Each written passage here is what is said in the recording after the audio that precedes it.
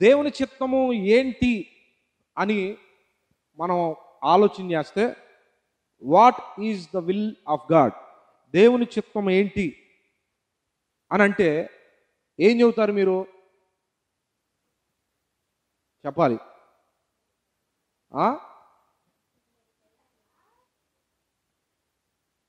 అలాగా పొద్దున్నే షాప్కి వెళ్ళి ఈ ప్రోడక్ట్ కొనటం దేవుని చిత్తం అంటారు కొంతమంది. దేవుని చిత్తం వలన, దేవుని కార్యాల వలన మాకు పెన్షన్ వచ్చిందండి, దేవుని చిత్తం వలన ఈ కుటుంబం మాకు వచ్చిందండి, దేవుని చిత్తం వలన మాకు ఈ పెళ్లి జరిగిందండి, దేవుని చిత్తం వలన మాకు ఆ ఉద్యోగం వచ్చిందండి. దేవుని చిత్తం అంటాం ప్రతిదానికి. దేవుని చిత్తము అని మనము అది అయినా కాకపోయినా దేవుని చిత్తంలోకి అకౌంట్లో వేసేస్తాం. ఎవరి అకౌంట్లోకి? దేవుని అకౌంట్లోకి వేసేస్తాం. అప్పుడైతే ఏ బాధలు ఉండవు కదా అని, ఏదొచ్చినా దేవుడి మీద వేసేయచ్చు కదా.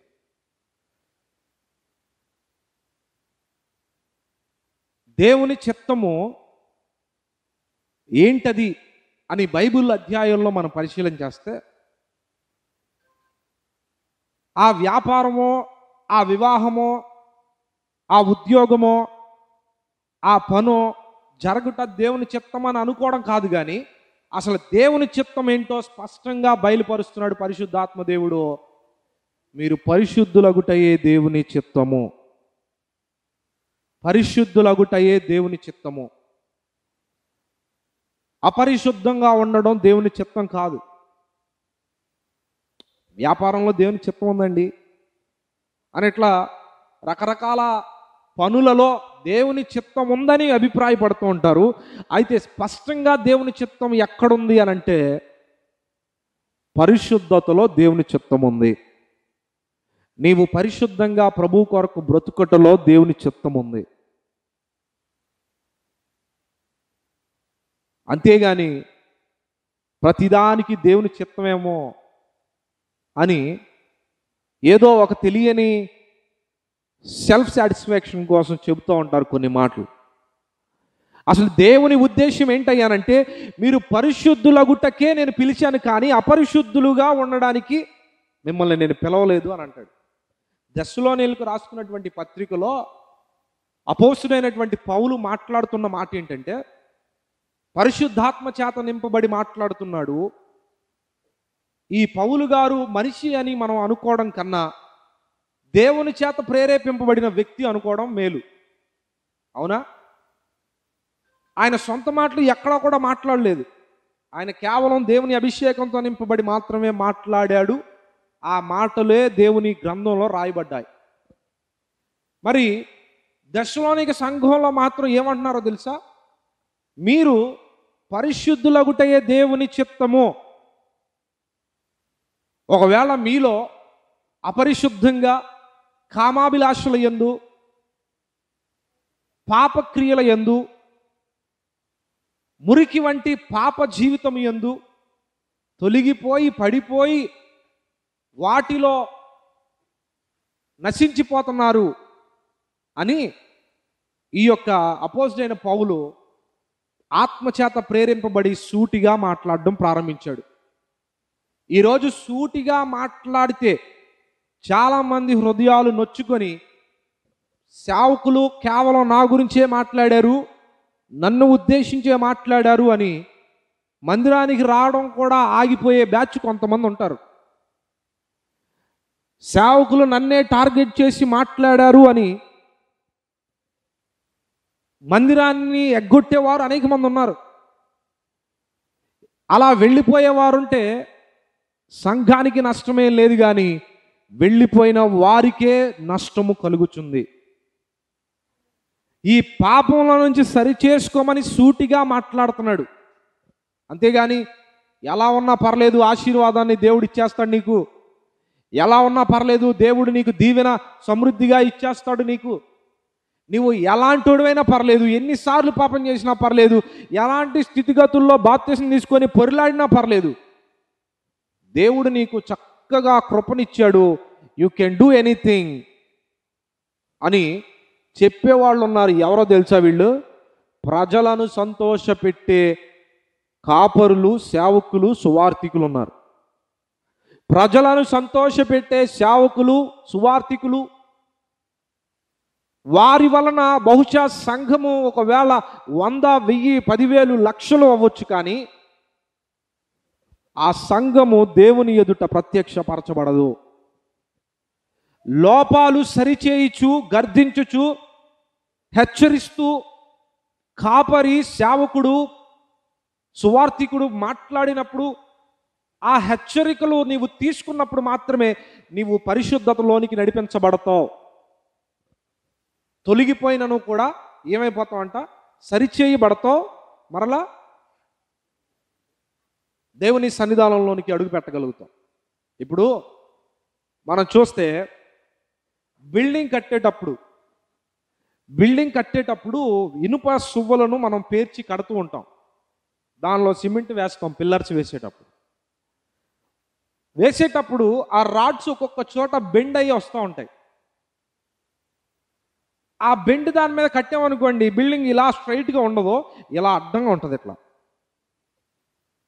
ఆ బెండ్ ఉందిగా, కట్టేద్దాం, ఏం కాదు, ఇనుము స్ట్రాంగ్ అండి, ఇనుముకి ఏమవుదో, ఎటున్న స్ట్రాంగ్ ఉంటుందని చెప్పి షేపు పాడు లేకుండా అడ్డంగా కట్టేసి అనుకో, ఇలా బెండ్ ఉంటే ఇలా వెళ్ళిపోద్ది ఇల్లు, ఇలా వెళ్ళదు, ఇలా పిల్లర్లు వెళ్తాయి. అప్పుడు ఆ ఇంజనీర్, ఆ యొక్క మేస్త్రి చేసే పని ఏంటంటే చక్కగా ఆ బెండును సరిచేసి సరి అయిన షేప్లోనికి నడిపిస్తాడు. దేనికి స్తోత్రం కలుగును గాక. అప్పుడు ఆ బిల్డింగ్ స్ట్రైట్గా నిలబడుతుంది. స్లాబు ఎంత వేసినా, దాని మీద 3-4 ఫ్లోర్లు వేసినా కూడా అది తట్టుకుంటుంది. దేనికి స్తోత్రం కలుగును గాక. హల్లెలూయా. ఈరోజు సరిచేయబడాలి.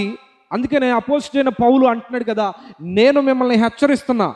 ఏంటో తెలుసా? 4వ అధ్యాయం 1వ వాక్యంలోనే, మెట్టుకు సహోదరులారా, మేము ప్రభువైన యేసు ద్వారా మీకు ఇచ్చిన ఆజ్ఞను మీరు ఎరుగుదురు కాగా, మీరేలాగు నడుచుకొని దేవుణ్ణి సంతోషపరచవలెనో మా వలన నేర్చుకునే ప్రకారము అంతకంతకు అభివృద్ధి నొందవలెనని ఏమంటున్నాడంట? మిమ్మును వేడుకొని ప్రభువైన యేసునందు హెచ్చరించుచున్నాను. ప్రభువైన యేసునందు హెచ్చరించుచున్నాను. అంతేగాని ఎలా పడితే అలా ఉండండి, పర్లేదు, బ్రతకండి, మనలో పరిశుద్ధత లేకపోయినా ఆయన కృప ఉంది, మనం దేవుని రాజ్యానికి వారసులు అని అన్నాడా? అనలేదు. పరిశుద్ధంగా ఉండటమే దేవుని చిత్తము. ఒకవేళ అపరిశుద్ధంగా ఉన్నట్లయితే దేవుడు ప్రతిదండన చేస్తాడు అని 9వ వచనాల్లో చదివితే మనకు కనపడుతుంది.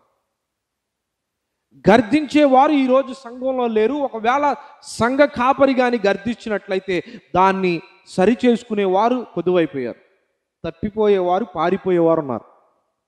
ఒకవేళ బహుశా సేవకుని ద్వారా, వాక్యము ద్వారా, యూట్యూబ్లో వాక్యాలు వింటున్నప్పుడు ద్వారా, లేకపోతే ఆయా క్రూసైడ్స్ ద్వారా దేవుడు నిన్ను సరిచేసినప్పుడు సరిచేసుకునే లక్షణము నీవు సంపాదించుకున్నావు గాక.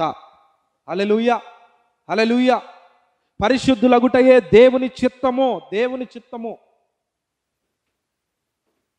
రెండవదిగా చిత్తము, మొదటి చిత్తం ఏంటి? పరిశుద్ధంగా ఉండటమే. రెండవది 5వ వచనం,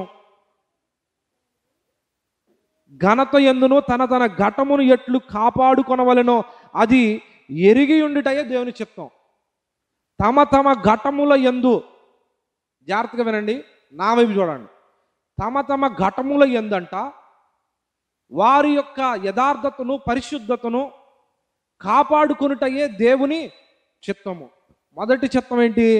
పరిశుద్ధంగా ఉండటము. రెండవది ఏంటి? తమ తమ ఘటముల యందు జాగ్రత్తగా పరిశుద్ధంగా కాపాడుకోవడమే దేవుని చిత్తం. ఘటము అంటే ఏంటక్క? ఘటము అంటే ఏంటి చెప్పండి?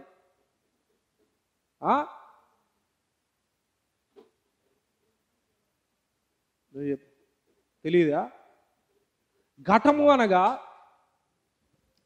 తమ తమ ఘటముల యందు అనగా నూతనంగా ఒక వ్యక్తి దేవుణ్ణి తెలుసుకొని ప్రాచీన స్వభావాన్ని విడిచిపెట్టాడు. విడిచిపెట్టిన తర్వాత ఇప్పుడు ఆ వ్యక్తి ఇక దేవుని మందిరంలోనికి రావడం మొదలుపెట్టాడు. మొదలుపెట్టిన తర్వాత అలాగా ప్రతి ఆదివారం ఆరాధన క్రమాల చొప్పున మందిరానికి వస్తూ ఉన్నాడు.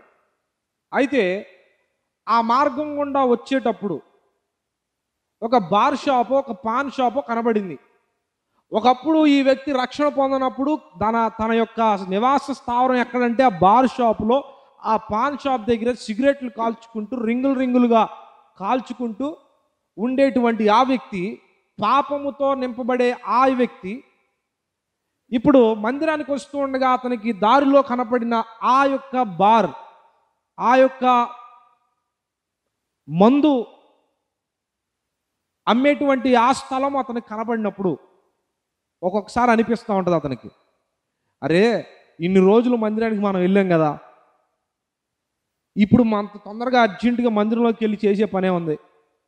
సరదాగా ఒకసారి ఎందుకో నాలిక బాగా లాగేస్తుంది, వాళ్ళందరం చూస్తుంటే మరలా పాత రోజులు గుర్తొస్తున్నాయి.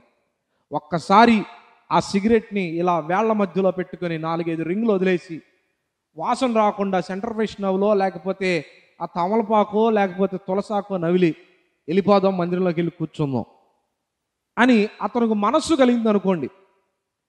మరలా తన యొక్క ఆలోచన అతనికి మరలా వచ్చింది అనుకోండి, పాప జీవితం, ప్రాచీన స్వభావం అతనిలోకి వచ్చింది అనుకోండి. మందిరానికి వెళ్ళాలి అన్న ఉద్దేశంతో మందిరానికి వెళ్ళేటప్పుడు ఈ కార్యాలు కనబడినప్పుడు, ఒకటి, మందిరానికి తలదించుకొని నేరుగా వెళ్ళిపోతే మందిరంలో నిలబడతాడు. లేదు పక్క వైపుగా చూసి ఆ యొక్క ప్రాచీన స్వభావాలు గుర్తొచ్చి ఇటు మళ్ళాడు అనంటే ఇక మరలా తన పాపంలో పడిపోతాడు. అయితే ఇప్పుడు మనకి ఏం కనబడుతుందంటే, ఈ బార్ షాపు, ఆ పాన్ షాపులు ఒక ఘటముగా మనకు కనబడుతున్నాయి. ఈ సమయంలో వెళ్తే నేరుగా చర్చిలోకి వెళ్తాడు.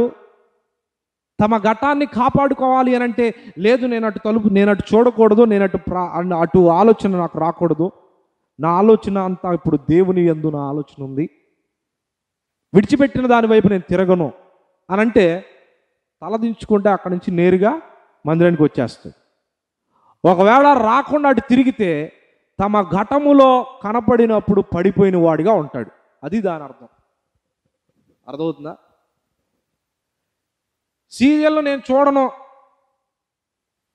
ఆదివారం నేను షాప్ పెట్టను అన్నప్పుడు అప్పుడప్పుడు ఆర్థిక లేమి కనబడేటట్లుగా చేస్తాడు అపవాది కూడా. అప్పుడప్పుడు కొన్ని ఆర్థికపరమైన ఇబ్బందులు అధికం చేసి, ఇక లేదు ఆదివారం కూడా పెడదాము అన్న తలంపు వస్తుంది. అది నీ ఘటం. లేదు నా దేవుడు తగిన కాలం ముందు ప్రతిఫలం ఇచ్చే దేవుడు, దేవునికి మించినటువంటి సమయము నేను ఎక్కడ గడపకూడదు, దేవుని సన్నిధిలో గడపవలసిన సమయము నేను గడపాలి అని నువ్వు వదులుకొని వస్తే నీ ఘటాన్ని నువ్వు కాపాడుకున్నట్టు. నువ్వు వదులుకొని వస్తే ఘటాన్ని కాపాడుకున్నట్లు. లేదు పరిస్థితులను బట్టి మరలా నీవు చేయకూడని కార్యాలు, దేవునికి ఇవ్వవలసిన సమయాన్ని దేవునికి ఇవ్వకుండా దాన్ని లోకానికి ఇస్తే నీ ఘటంలో నీవు పడిపోయినట్లే. చాలామంది భక్తిపరులు ఉంటారు, దేవుని యందు ఎంతో ప్రార్థనాత్మ కలిగి ఉంటారు, పరిశుద్ధమైన జీవితం కలిగి ప్రతి వారము ప్రతి ఆరాధన క్రమాల ప్రకారం వస్తూనే ఉంటారు. కానీ వారిలో కొన్ని ఘటాలు ఉంటాయి, వాటిలో నుంచి ఎవరు కూడా బయటకు వచ్చే స్థితి కనబడట్లేదు.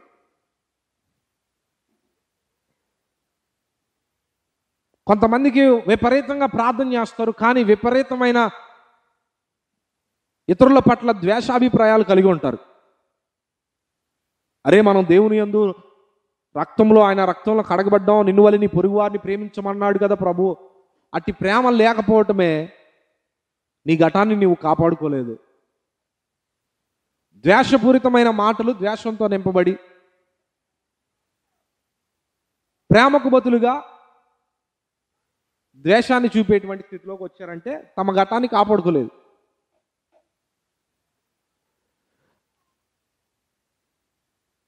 తమ ఘటములను ఎట్లు కాపాడుకొనవలనో ఎరిగి ఉండుటయే దేవుని చిత్తం. ఇంతకుముందు మనం దావీదు గురించి చదువుకున్నాం. దుష్టులు నా ఎదుట ఉన్నప్పుడు నా నోటికి కళ్ళెము ఉంచుకొని ఉన్నాను అని అంటాడు. దుష్టుడు అనగా రకరకాలైనటువంటి దుర్భాషలు మాట్లాడుతూ ఉంటాడు ఎదురుగా నిలబడి. 10 మాటలు మాట్లాడితే మనకు ఒక్క మాటకైనా కోపం వస్తూ ఉంటుంది. వాడితో కలిపి మనం కూడా దుర్భాషలు ఆడడం మొదలుపెట్టామనుకోండి, మన ఘటమును కాపాడుకున్న వారం అవుతామా? అవ్వం. మనం కూడా కోప్పడితే ఏమైపోయిందో తెలుసా? మనం కూడా దుర్భాషలు మాట్లాడితే, మనం కూడా బూతులు మాట్లాడితే మన పరిశుద్ధతను మనం కోల్పోయాం. ఆ ఘటములో మనం నిలబడలేక పడిపోయాం.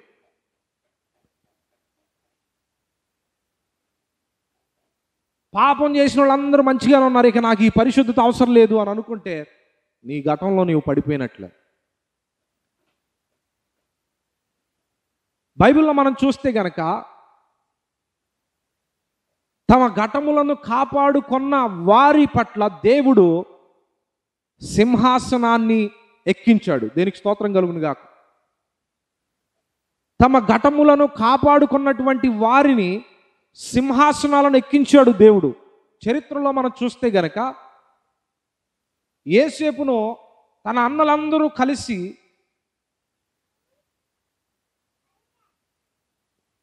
దాన్ని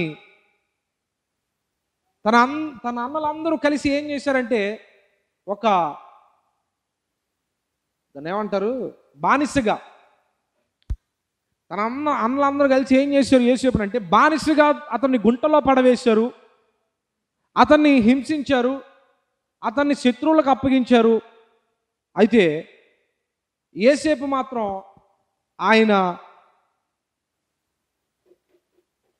తన పరిశుద్ధత యందు ఎట్లాగో ఆయన పరిశుద్ధతగానే కలిగి ఉంటున్నాడు. తన జీవితంలో పరిశుద్ధతను ఎక్కడా కోల్పోలేదు.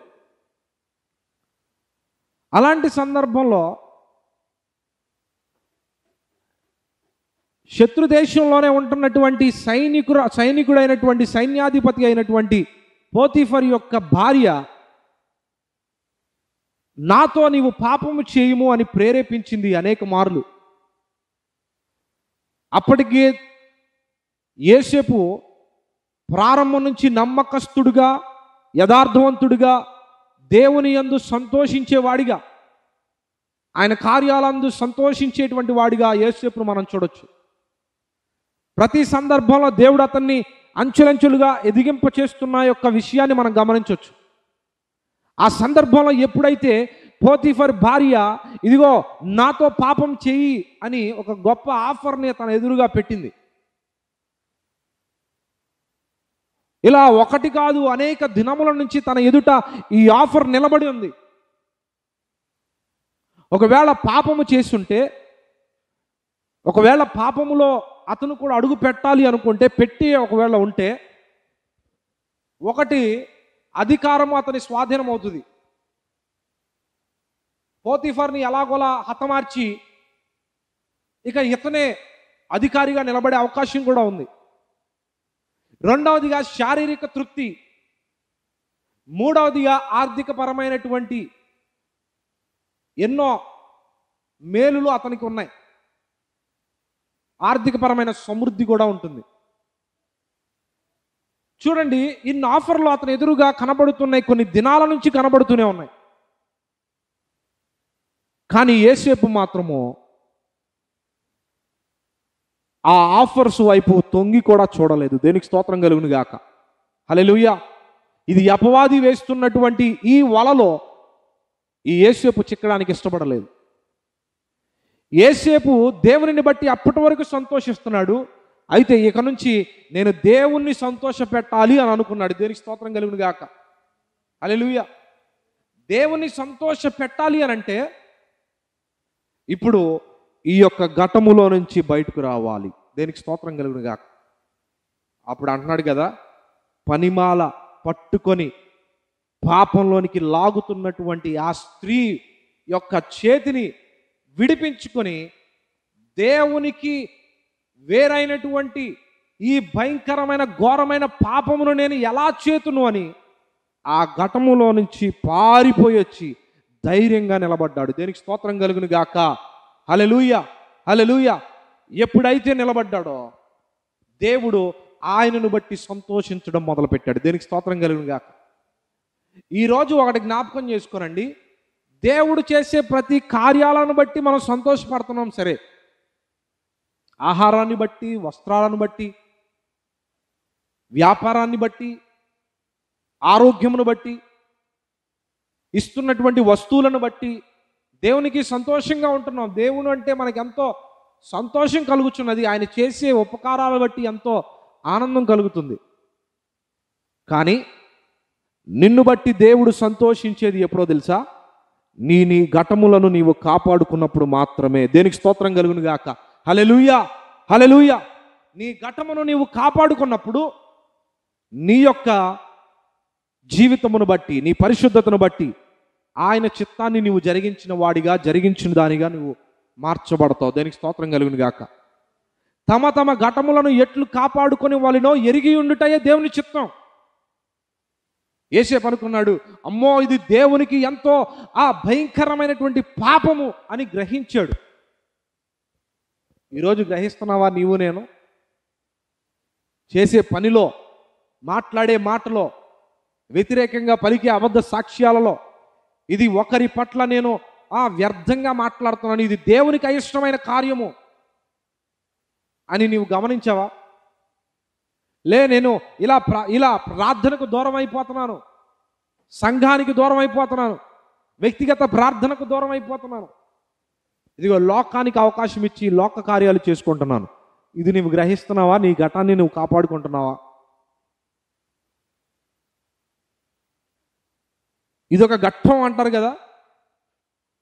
పాపం నీ ఎదుట నిలబడినప్పుడు దానితో నీవు ఏకీభవిస్తున్నావా, లేకపోతే దాన్ని దాటుకొని నీవు పరిశుద్ధతలోనికి అడుగు పెడుతున్నావా? దేవుని చిత్తానుసారంగా నడిపించబడుతున్నావా?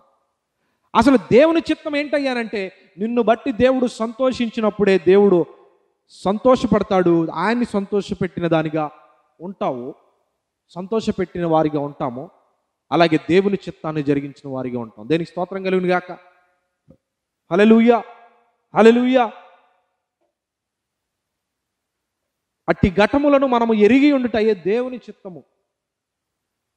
కొంతమంది తెలుసు, పాపమని తెలుసు, ఇది మంచి కార్యము కాదని తెలుసు, చేస్తున్న ఈ పని దేవునికి అయిష్టమని తెలుసుకోండి కూడా వారు ఏం చేస్తారయ్య అంటే, పర్లేదులే ఈసారికి చేసేద్దాంలే. మరి కాపాడుకున్నాడా తన పరిశుద్ధతను? చెప్పండి. ఈసారికి ఏమైందిలే కానీ ఇట్లా చేసేద్దాంలే, ఈసారికి ఏమైందిలే దేవుడికి తెలియదా అని నాలుగుంది కదా అని చెప్పి ఎన్ని రకాలు కావాలంటే అన్ని రకాలుగా మాట్లాడేసి తమ తమ ఘటములను కాపాడుకునే వారిగా లేకపోగా నాశనం చేసుకునే వారిగా ఉన్నారు. ఇష్టానుసారంగా పెట్టేగిపోయేవారు ఉన్నారు. ఒంటరిగా ఉన్నప్పుడు అపవాది నిన్ను భయంకరమైనటువంటి ఉచ్చులోనికి లాగుతున్నప్పుడు నీ ఘటమును నీవు కాపాడుకుంటున్నావా నా ప్రియ సహోదరుడా? నీ శరీరాన్ని నీవు కాపాడుకుంటున్నావా? నీ దేహాన్ని కాపాడుకుంటున్నావా? లేదు, అపరిశుద్ధత వైపుగా నడిపించబడుతున్నారు ఈరోజు అనేక మంది. అందుకనే అపోస్తలుడైన పౌలు, నేను మనుష్యులను సంతోషపెట్టి వాడను కాను, ఒకవేళ మనుష్యులను సంతోషపెట్టే వాడినైతే నేను దేవుణ్ణి అన్నటికీ సంతోషపెట్టలేను. అందుకని సూటిగా మాట్లాడుతున్నాడు. మీలో కామాభిలాషల యందు ఒకవేళ ఉన్నట్లుగా ఉంటే మార్చుకోండి. మార్చుకోకపోతే దేవుడు ప్రతిదండన చేసేటువంటి వాడని మీరు గమనించండి. ఆ మాట చూద్దాం. 6వ వచనం చదువుతాను చూడండి. మోసము చేయకుండా వలెను, ఎందుకనగా మేము మీతో చెప్పి సాక్ష్యం ఇచ్చిన ప్రకారము ప్రభు వీటన్నిటి విషయమై ప్రతిదండన చేయువాడు. మోసము, పాపము, ద్రోహము, దుష్టత్వము వీటన్నిటి యందు మీరు బయటకు వచ్చి పరిశుద్ధతలోకి అడుగు పెట్టండి. లేని ఎడల ఒక దినాన ప్రభు వీటన్నిటి విషయమై ప్రతిదండన చేసేటువంటి వాడు. సూటిగా స్పష్టంగా చెప్తున్నాడు పరిశుద్ధాత్మ దేవుడు. తమ తమ ఘటములను కాపాడుకొనుటయే, ఎలా కాపాడుకోవాలో తెలుసుకోవడమే దేవుని చిత్తం. ఎలా కాపాడుకోవాలో తెలిసి ఉండుటయే దేవుని చిత్తం. అందుకని అంటాడు కదా, నేను దేవుణ్ణి సంతోషపెట్టాలి. 2వ వచనం 4వ అధ్యాయం 2వ వాక్యంలో, కాగా మీరు మీరు ఎలాగ నడుచుకొని దేవుణ్ణి సంతోషపరచవలెనో, చూడండి, మీరు ఎలాగ నడుచుకుని దేవుణ్ణి సంతోషపరచవలెనో మా వలన తెలుసుకున్న ప్రకారంగా చేయండి అంటున్నారు. దేవుని సంతోషపెట్టే వారిగా మనం ఉండాలి. అప్పుడు మన జీవితంలో ఆయన అద్భుతమైన కార్యాలు చేయడానికి ఆయన ఇష్టపడతాడు. యోసేపును బట్టి దేవుడు సంతోషించాడు. అందుకని యోసేపును ఆ గుంటలోనే ఉంచలా, ఆ యొక్క సైనికుల మధ్యలో ఒక సైనికుడిగా ఉంచలా, తీసుకువెళ్ళి రాజుగా నియమించాడు. దేనికి స్తోత్రం కలుగును గాక. హల్లెలూయా, హల్లెలూయా. ఆయనకి ఇష్టానుసారంగా ఉంటే నిన్ను రాజుగా నియమిస్తాడు. దేనికి స్తోత్రం. ఎన్నో ఉదాహరణలు బైబిల్లో మనం చూడొచ్చు.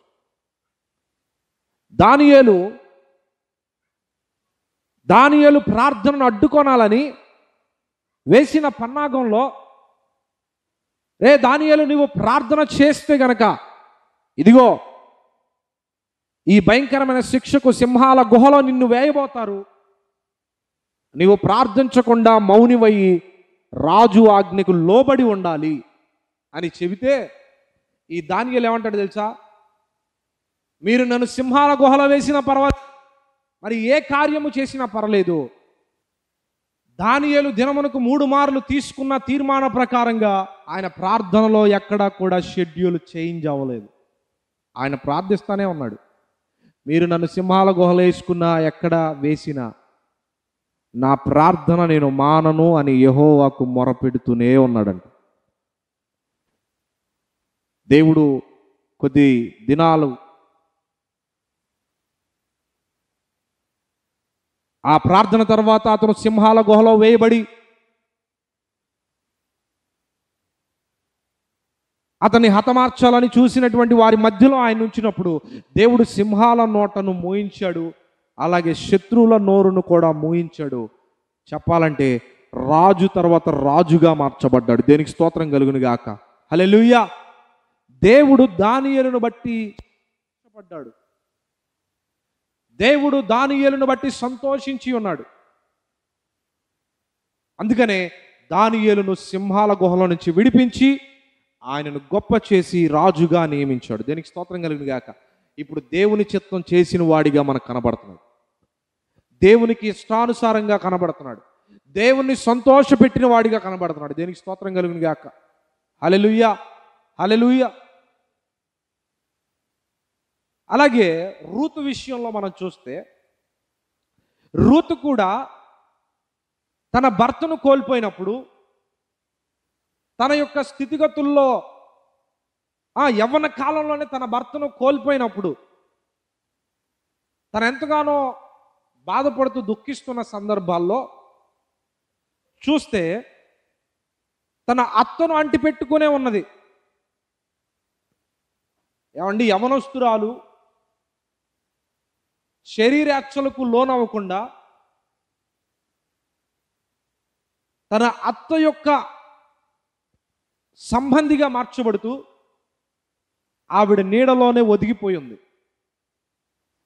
ఈరోజు చూస్తే భర్త ఉండగానే అక్రమ సంబంధాలు పెట్టుకునేవారు అనేక మంది ఉన్నారు. భర్త ఉండగానే కోర చూపులు చూసేటువంటి వారు అనేక స్త్రీలు ఉన్నారు ఈ రోజుల్లో. తల్లిదండ్రులు, అత్తమామలు అందరూ ఉండగానే అక్రమమైనటువంటి తలంపులు, చూపులు చూస్తూ సంబంధాలను పెంచుకునేవారు ఈ రోజుల్లో లేరంటారా? ఈ రోజుల్లో ఉన్నారు, ఆ రోజుల్లో కూడా ఉన్నారు. అయితే రూతును కూడా అనేకమైనటువంటి శోధనలు ఖచ్చితంగా ప్రజలు తీసుకుని వచ్చే ఉంటారు ఆ దినాల్లో ఉన్నటువంటి పురుషులు. కానీ తన యొక్క క్యారెక్టర్లో ఎక్కడా కూడా అపరిశుద్ధతకు తావివ్వలేదు. దేనికి స్తోత్రం కలుగును గాక. హల్లెలూయా, హల్లెలూయా. భర్త చనిపోతేనే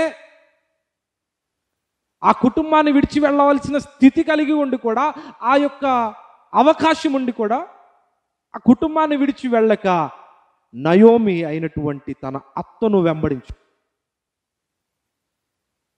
ఈ రోజుల్లో చూస్తే అత్త కోడలను చూడదు, కోడలు అత్తను చూడరు. తల్లిదండ్రులని బిడ్డలు చూడరు, బిడ్డలని తల్లిదండ్రులు చూడరు. అలాంటి దరిద్రమైన స్థితుల్లో మనం ఉన్నాం ఈ రోజుల్లో. కానీ ఈ రూతు మాత్రం నీ జనమే నా జనం అంటుంది. ఎప్పుడు అంటుంది ఈ మాట? భర్త ఉన్నప్పుడు అంటలా, తన కొడుకు తనకు భర్తగా ఉన్నప్పుడు అనట్లా, అతను పోయిన తర్వాత అంటుంది. ఏంటో తెలుసా? నీ జనమే నా జనము, నీ ప్రజలే నా ప్రజలు, నీ ఇల్లే నా ఇల్లు, నీ దేవుడే నా దేవుడు అని యెహోవాను గూర్చినటువంటి విషయము పూర్తిగా ఎరుగకయే ఇక దేవుని మీద, నయోమి అయిన దేవుడైనటువంటి యెహోవా వైపే ఇక పూర్తిగా త్రిప్పబడిపోయింది. దేనికి స్తోత్రం కలిగింది గాక. హల్లెలూయా. నీ దేవుడే నా దేవుడు అన్నట్టు ఏ రకంగా వెంబడించిందో చూడండి. లేదమ్మా, మీరు వెళ్ళి సుఖంగా మరొక వివాహం చేసుకొని బిడలతో వృద్ధి పొందండి, సంతోషపడండి, సంతోషించండి అని అంటే, నా సంతోషం నీతోనే అన్నట్లుగా వచ్చేసింది. దేనికి స్తోత్రం కలిగింది గాక. అప్పుడు నయోమి తనను బట్టి సంతోషించింది. దేనికి స్తోత్రం కలిగింది గాక. అబ్బాయి ఎంత చక్కటి కోడల్ని ఇచ్చావు ప్రభువా నాకని. మరి ఈ నయోమి ఎంత ప్రేమ కలిగి ఆ యొక్క కోడలను ప్రేమించి ఉంటుందో చూడండి. వీరిద్దరి మధ్య ఉన్నటువంటి ఆ బాండింగ్ చూడండి ఎంత అద్భుతంగా ఉందో. ఒకరినొకరు ప్రేమ కలిగి, ఇదిగో అత్తను వెంబడించిన రూతుని మనం చూస్తాం, పరిశుద్ధతను కాపాడుకున్నట్లుగా చూస్తాం. పాపంలో పడిపోయేటువంటి సందర్భాలు, ఘటములు ఎన్నో వచ్చినాయి. అటువంటి ఘట్టాలు ఎదురుగా నిలబడ్డాయి. కానీ ఈ నయోమి అలాగే ఈ యొక్క రూతు తన పరిశుద్ధతను కాపాడుకుంది. నయోమిని తన అత్తను వెంబడించింది. అయితే దేవుడు దానికి ప్రతిగా, పరిశుద్ధతకు ప్రతిగా, ఇదిగో ఆ యొక్క సంతోషపరిచేటువంటి, దేవుని సంతోషపరిచేటువంటి ఆ కార్యములకు ప్రతిగా దేవుడు తీసుకువెళ్ళి రూతును బోయేజుకు అప్పగించింది. రాణి వంటిది అయిపోయింది. దేనికి స్తోత్రం కలుగును గాక. హల్లెలూయా, హల్లెలూయా. దేవుణ్ణి సంతోష పెడితే నీవు సింహాసనాన్ని అధిష్టానిస్తావు. దేనికి స్తోత్రం కలుగును గాక. దేవుణ్ణి బట్టి నీవు సంతోషించడం ఒక వ్యక్తి అయితే, కానీ నిన్ను బట్టి దేవుడు సంతోషించినప్పుడు నీవున్న స్థితిగతులు ఎప్పటికీ అలాగే ఉండిపోవు. ఒకరోజు సమృద్ధిని చూస్తావు, ఒకరోజు ఉన్నత స్థితిని చూస్తావు, ఒకరోజు మహాసమృద్ధిలోకి అడుగు పెడతావు. దేనికి స్తోత్రం కలుగును గాక. అందుకనే దేవుడు అంటున్నాడు కదా, ప్రభువును ఎలా సంతోష పెట్టవలెనో 2వ వచనంలో అంటాడు, 4వ అధ్యాయం 2వ వచనం. దేవుని ఎలా సంతోషపరచాలో నేర్చుకోవాలి ఈ రాత్రి, ఈ మధ్యాహ్న సమయంలో. చెప్పండి, దేవుడు ఎప్పుడు సంతోషపడతాడు? చెప్పండి, ఎప్పుడు సంతోషపడతాడు దేవుడు?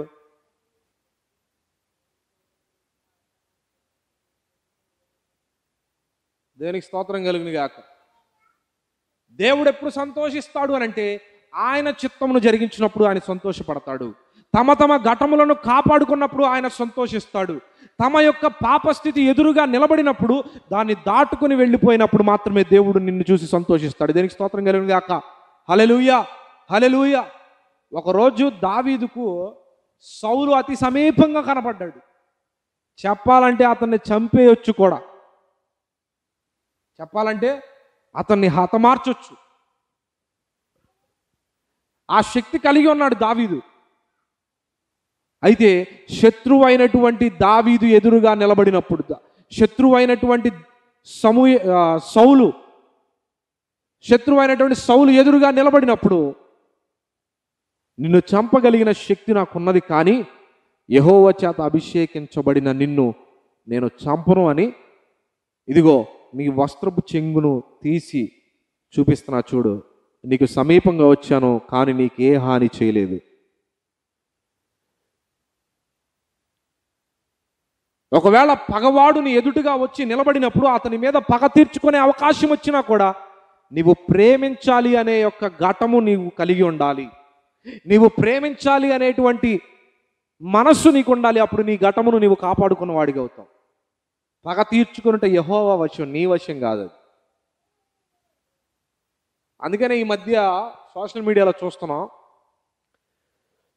సువార్తను అందిస్తూ ఉంటే, మంచి మాటలు చెబుతూ ఉంటే, దేవుని వాక్యాన్ని ఇదిగో తాగమాకండి, వ్యభిచారం చేయబాకండి, అక్రమ సంబంధాలు కలిగి ఉండకండి, తాగి తందనాలు ఆడకండి, కుటుంబాన్ని ప్రేమించండి, మనుష్యులను ప్రేమించండి అని సువార్తలు ఆయా ప్రాంతాల్లో వెళ్ళి సువార్తను చెబుతూ ఉంటే కొంతమంది ఏం చేస్తారో తెలుసా? ఒక వీడియో చూసా ఈ మధ్య, అనరాని మాటలు భయంకరంగా చెప్పులతో దాడి చేస్తున్నారు, ఆ అంగీలను చింపేస్తున్నారు.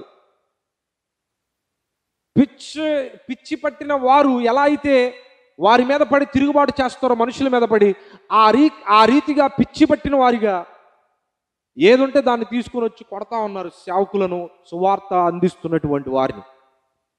నేను ఒకటి చెప్పనా, అంత కొట్టినను కూడా మిమ్మల్ని ఒక్క మాట మాట్లాడకుండా వారు తిరిగి వెళ్ళిపోతున్నారంటే ఏంటో తెలుసా? వారు దేవుని ప్రేమ మాత్రమే కలిగి ఉన్నారు. ఈరోజు బయట సువార్త ప్రకటించే వారిలో అనేక మంది, క్రైస్తవ్యంలో ఉన్న 90% మంది, క్రైస్తవ్యంలో ఉన్న 90% మంది ఒకప్పుడు వారి మీద విపరీతమైన రౌడీ షీటర్లు కలిగినటువంటి వారే, కోట్ల చుట్టూ హత్య కేసుల చుట్టూ తిరిగిన వారే, నక్సలిజంలో తిరిగిన వారే, ఓ భయంకరమైన ఆయుధాలు పట్టుకొని తిరిగిన వారే, ఒక్కొక్కడు 10 మందిని హతము చేసిన బ్యాక్గ్రౌండ్ కలిగిన వాడే. కానీ అతడే ఇప్పుడు క్రీస్తు యందు పాతి పెట్టబడి నూతన సృష్టిగా మార్చబడి నీ యొద్దకు వస్తే చచ్చిన పావుని చంపినట్లుగా మేము తాచు పావుని చంపామని కాళ్ళ ఎగరేసుకుంటున్న వారు అనేక మంది ఉన్నారు. ఒక్కసారి ప్రాచీన స్వభావం వారిలోకి వస్తే చాలా ప్రమాదాలు జరిగే సన్నివేశాలు ఉన్నాయి.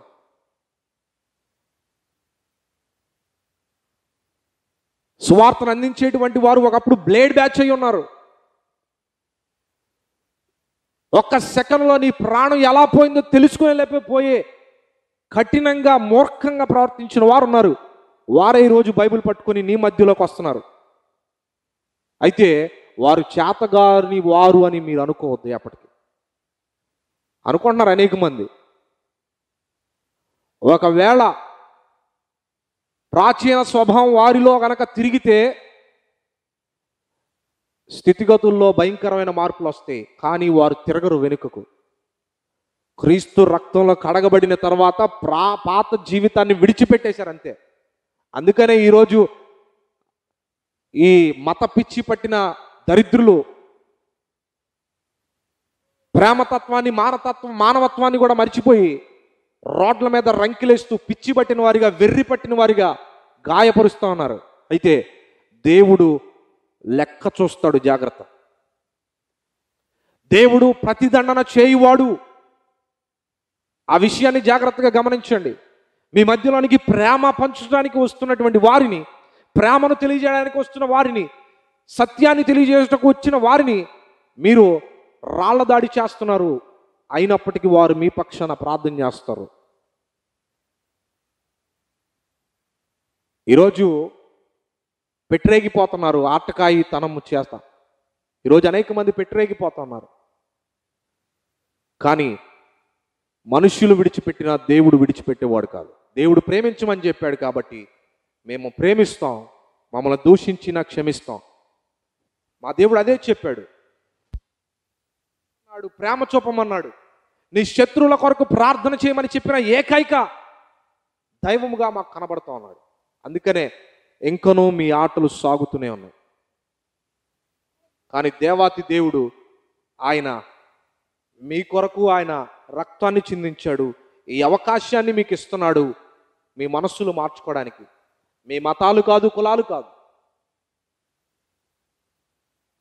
మనస్సును మార్చుకోమని ప్రభు చెబుతున్నాడు.